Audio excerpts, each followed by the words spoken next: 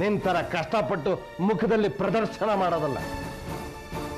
ನಿನ್ನ ಮನಸ್ಸು ಸತ್ತೋಗಿದೆ, ನಿನ್ನ ಹೃದಯ ಕುಗ್ಗೋಗಿದೆ ಅಂತ ನನಗೆ ಚೆನ್ನಾಗಿ ಗೊತ್ತು ಕಣೋ. ಆದ್ರೂ ಯಾಕೋ ಈ ಒಣಜಂಬ ಬೇಡ ಕಣೋ. ನಿನ್ನ ಮನಸ್ಸಿನ ಒಳಗಿನ ಮಾತನ್ನು ಕೇಳು. ನಿಮ್ಮ ಮಾವನ ಮನೆಗೆ ಹೋಗು.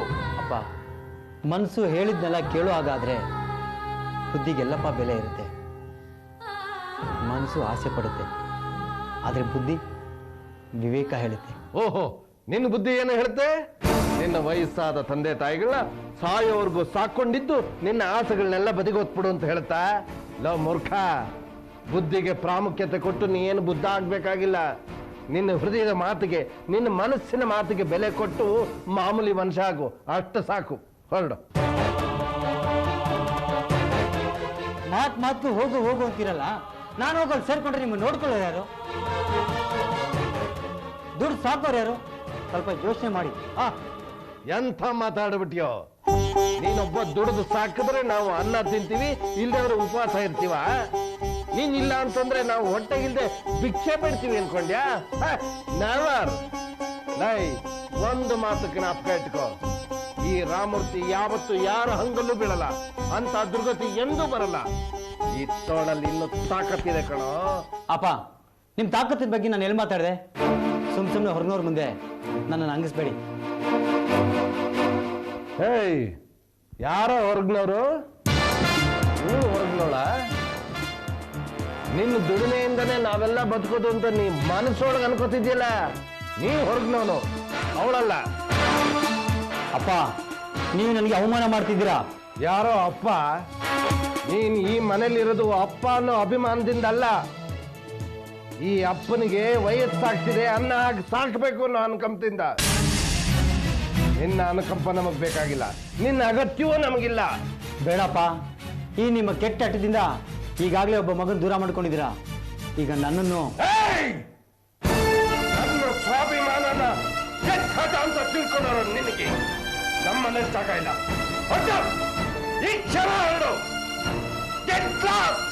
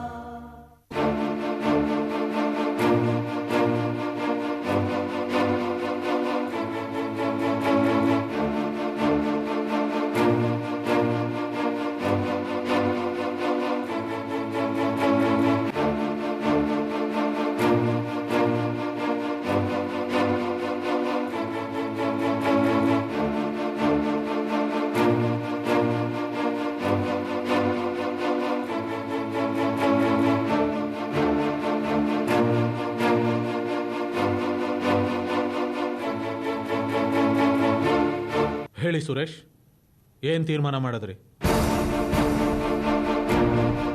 ರಾಮಮೂರ್ತಿ ಮಗನಾಗಿ ಡೈವರ್ಸ್ ಪೇಪರ್ಗೆ ಸೈನ್ ಹಾಕಿ ಹೋಗೋದಕ್ಕೆ ಬಂದಿದ್ದೀರಾ, ಅಥವಾ ಪುರುಷೋತ್ತಮನ ಅಳಿಯಾಗಿ ಇದೇ ಮನೇಲಿ ಇರೋದಕ್ಕೆ ಬಂದಿದ್ದೀರಾ?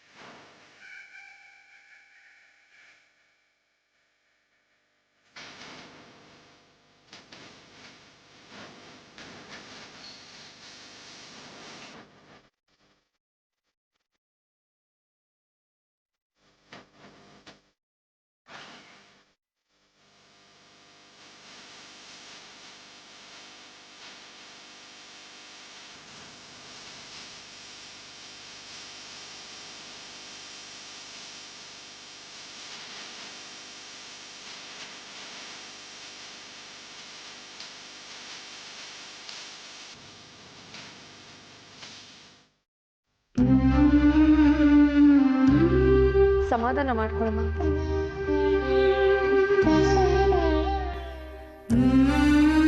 ಸಂಧ್ಯಾ ಸಂಧ್ಯಾ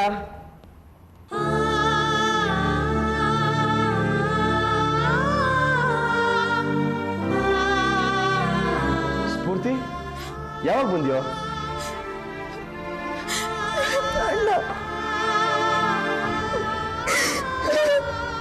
ಈ ಸ್ಫೂರ್ತಿ ಯಾಕಮ್ಮ ಏನಾಯ್ತು? ಏನಾಯ್ತು? ಕೃಷ್ಣ, ಅದು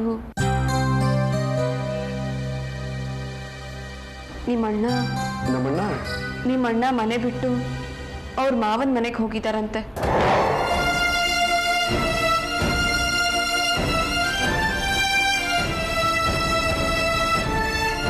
ನಿಮ್ ತಂದೆನೆ ಅವ್ರನ್ನ ಬೈದು ಕಳಿಸಿದಾರಂತೆ.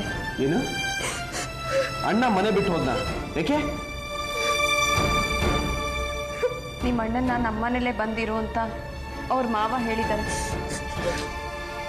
ಈ ವಿಷಯ ನಿಮ್ಮ ತಂದೆಗೆ ಗೊತ್ತಾಗಿ ನೀನು ಅಲ್ಲಿಗೆ ಹೋಗು ಅಂತ ಹೇಳಿದ್ದಾರೆ. ಇದ್ರ ಬಗ್ಗೆ ಮಾತಿಗೆ ಮಾತು ಬೆಳೆದು ಕೋಪದಲ್ಲಿ ನಿಮ್ಮ ತಂದೆ ನಿಮ್ಮ ಅಣ್ಣನಿಗೆ ಜೋರಾಗಿ ಒಂದು ಮಾತಾಡಿದ್ದಾರೆ. ಅದಕ್ಕೆ ನಿಮ್ಮ ಅಣ್ಣ ಎಂಥ ಕೆಲಸ ಆಗೋಯ್ತು. ಇಲ್ಲ, ಅಪ್ಪನ ಸ್ವಭಾವ ಎಂಥದ್ದು ಅಂತ ಅವನಿಗೆ ಚೆನ್ನಾಗಿ ಗೊತ್ತು. ಅಪ್ಪ ಏನೋ ಕೋಪ ಮಾಡ್ಕೊಂಡು ಬೈದ್ರೆ ಅದಕ್ಕೆ ಅವ್ನು ಯಾಕೆ ಮನೆ ಬಿಟ್ಟು ಹೋಗ್ಬೇಕು? ಅದು ಸರಿ, ಅದಕ್ಕೆ ನೀನು ಯಾಕಮ್ಮ ಹೇಳ್ತಾ ಇದೀಯ? ಅಣ್ಣ, ನಾನು ಆ ಮನೆಗೆ ಕಾಲಿಟ್ಟಿರೋದಕ್ಕೆ ಸುರೇಶ್ ಅಣ್ಣ ಮನೆ ಬಿಟ್ಟು ಹೋಗಿರೋದು. ನಾನು ಊರಿಂದ ಬಂದಾಗಿಂದ ಸುರೇಶ್ ಅಣ್ಣ ಒಂದಲ್ಲ ಒಂದ್ ರೀತಿ ಜಗಳ ತೆಗಿತಾನೆ ಇದ್ದ. ಆದ್ರೆ ಅಪ್ಪ ಇವತ್ತು ಸುರೇಶ್ ಅಣ್ಣಗಿಂತ ನಾನೇ ಹೆಚ್ಚು ಅನ್ನೋ ರೀತಿ ಮಾತಾಡ್ಬಿಟ್ರು. ಅದಕ್ಕೆ ಇರ್ಬೇಕು ಸುರೇಶ್ ಅಣ್ಣ ಮನೆ ಬಿಟ್ಟು ಹೊಟ್ಟೋದ.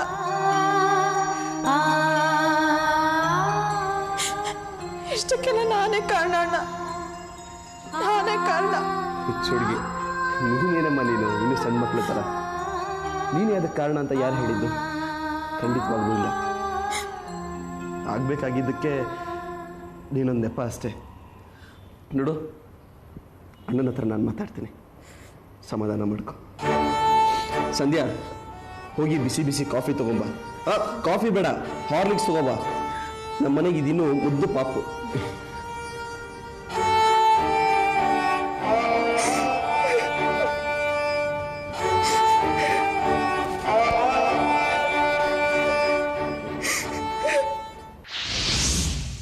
ಡಿಯರ್ ಫ್ರೆಂಡ್ಸ್, ಇವ್ರು ಯಾರು ಅಂತ ನಿಮ್ಗೆಲ್ಲ ಗೊತ್ತಿರ್ಬೋದು ಅನ್ಕೋತೀನಿ.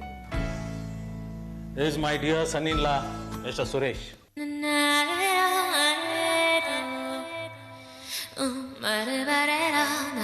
ಇವರು ನಮ್ಮ ಮನೆಗೆ ಮಾತ್ರ ವಾರಸ್ದಾರಲ್ಲ, ಈ ಕಂಪನಿಗೂ ವಾರಸ್ದಾರರು. ಇವತ್ತಿಂದ ಈ ಕಂಪನಿಗೆ ಮ್ಯಾನೇಜರ್ ಆಗಿ ಬರ್ತಾ ಇದ್ದಾರೆ.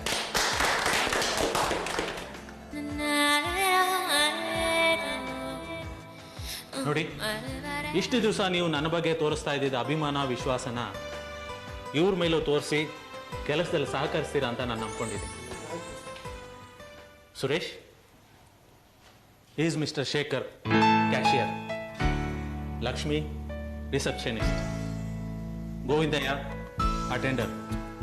Palaniswami, accountant. Ravi, personal assistant. Ramu, personal secretary.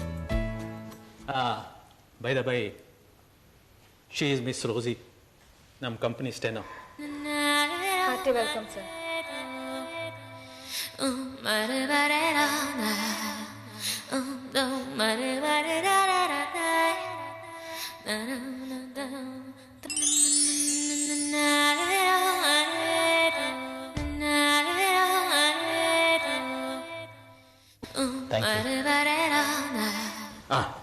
ಬನ್ನಿ ಸುರೇಶ್, ಪ್ಲೀಸ್ ಕಮ್. ಬನ್ನಿ.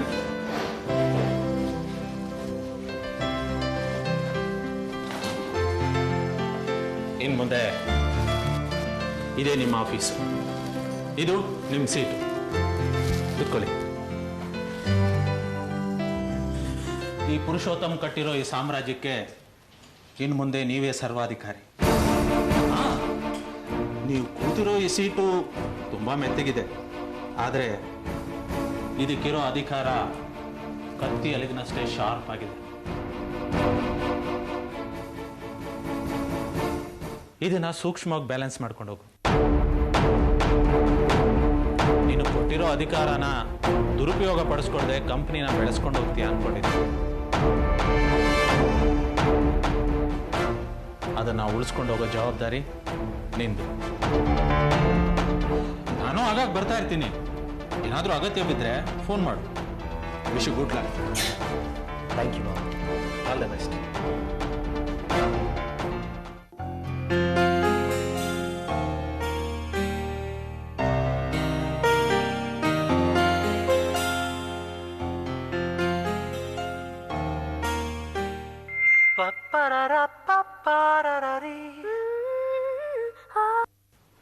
ಹಲೋ, ಏನು ಕೃಷ್ಣ ಅಪರೂಪಕ್ಕೆ ಫೋನ್ ಮಾಡ್ತಿದ್ಯಾ?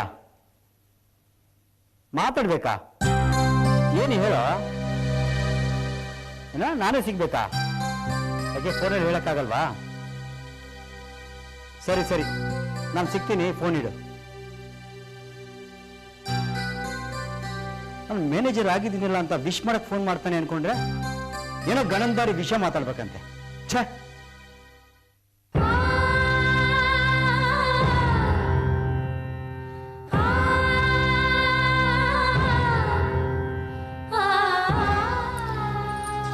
ರೀ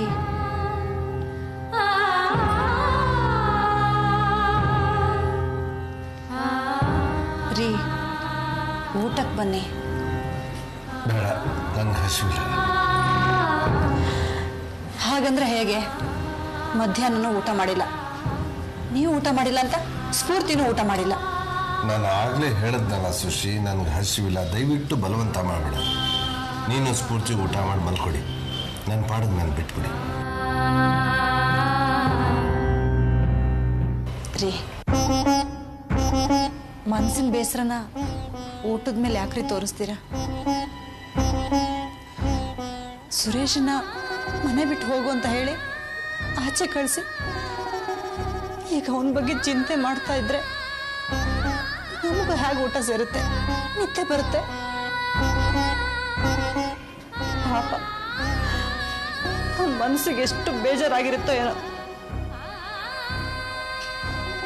ನಿಮ್ಗೆ ಆಕ್ಸಿಡೆಂಟ್ ಆಗಿದ್ದಾಗ ಆಸ್ಪತ್ರೆ ಖರ್ಚು, ಸಂಸಾರದ ಜವಾಬ್ದಾರಿ, ಮನೆ ಬಾಡಿಗೆ ಎಲ್ಲ ತನಗೆ ಬರೋ ಸಂಬಳದಲ್ಲಿ ನಿಭಾಯಿಸ್ತಿದ್ದ. ಎಂತ ಕಷ್ಟಕರವಾದ ಪರಿಸ್ಥಿತಿಲೂ ಅವನ ಮಾವನ ಹತ್ರ ಒಂದು ಪೈಸೆಗೂ ಕೈ ಚಾಚದೆ ಅವನು ನಿನ್ ತರನೇ ಸ್ವಾಭಿಮಾನಿ ಅನ್ನೋದನ್ನ ತೋರಿಸ್ದ. ಅಂತ ಒಳ್ಳೆ ಮಗನ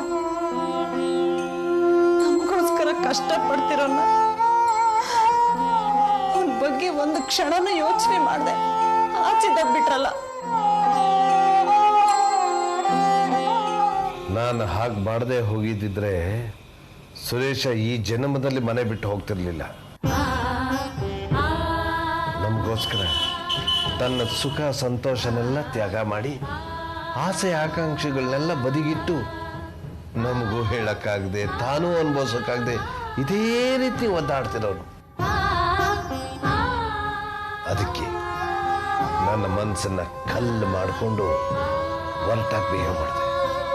ಇಲ್ಲ ಅಂದ್ರೆ ಅವನು ಖಂಡಿತವಾಗಲೂ ಮನೆ ಬಿಟ್ಟು ಹೋಗ್ತಿರ್ಲಿಲ್ಲ. ಅವನು ಜೀವನ ಪರ್ಯಂತ ನಮ್ಮ ಜೊತೆ ಹೀಗೇ ಕಷ್ಟ ಅನುಭವಿಸ್ಕೊಂಡೇ ಇರೋನು. ಸುಶಿ, ನಮ್ಮ ಗ್ರಾಚಾರ ನಾವು ಅನುಭವಿಸೋಣ, ಪಾಪ ಅವನು ಯಾಕೆ ಅನುಭವಿಸ್ಬೇಕು? ಅವನಾದ್ರೂ ಸುಖವಾಗಿರ್ಲಿ. ಹೇಗೂ ನಾನು ಚೇತರಿಸ್ಕೊಂಡಿದ್ದೀನಿ, ನಾನು ದುಡಿತೀನಿ. ಹಾಸಿಗೆ ಇದ್ದಷ್ಟು ಕಾಲು ಚಾಚಬೇಕು. ನಮ್ಗೆ ಯಾಕೆ ಇಷ್ಟು ದೊಡ್ಡ ಮನೆ? ಇರೋರ್ಗೆ ಒಂದು ಮನೆ ಆದರೆ ಇಲ್ದಿರೋರ್ಗೆ ಊರೆಲ್ಲ ಮನೆ ಅಂತೆ. ಹಾಗೆ ನಾವು ಯಾವ್ದಾದ್ರು ಒಂದು ಚಿಕ್ಕ ಮನೇಲಿ ಬಾಳೋಣ. ಬರೋ ಸಂಬಳದಲ್ಲಿ ಸ್ವಲ್ಪನಾದರೂ ಉಳಿಸಿ ಸ್ಫೂರ್ತಿನ ದಡಕ್ಕೆ ಸೇರಿಸೋಣ. ಅದು ನಮ್ಮ ಮುಖ್ಯ ಉದ್ದೇಶ ಆಗಿರಬೇಕು.